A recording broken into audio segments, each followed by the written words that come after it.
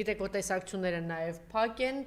թույլ չի տրվում, որ ինքը շփվի, այդ նաև այդպիսի վիճակում էր ամիսներ շարունակ մխիթար, մկրտիչ սրբազանը, էլի ինչ որ այդ իմաստով ինչ որ մի փոքր թույլատրեցին այդ խստությունը, սա ուղղակի աբսուրդի ընց է եւ գիտեք, որ մամուլում հրապարակվեց, որ չեն կարողանում այն մեղադրանքը, որ ներկայացել են, կորել չկա Արշակ Սրբազանի հետ կապված,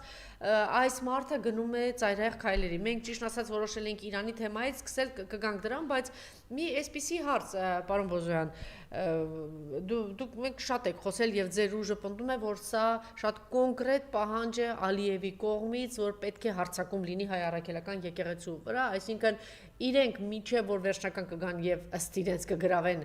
Հայաստանը ամբողջությամբ, Երևանը ամբողջությամբ կգրավեն եւ կստեղծեն ըստ իրենց արևմտյան Ադրբեջան, պետք է այս հարցը լուծեն Նիկոլի ձեռքով, այսինքն ոչնչացնեն հայ առաքելական եկեղեցին եւ ինչ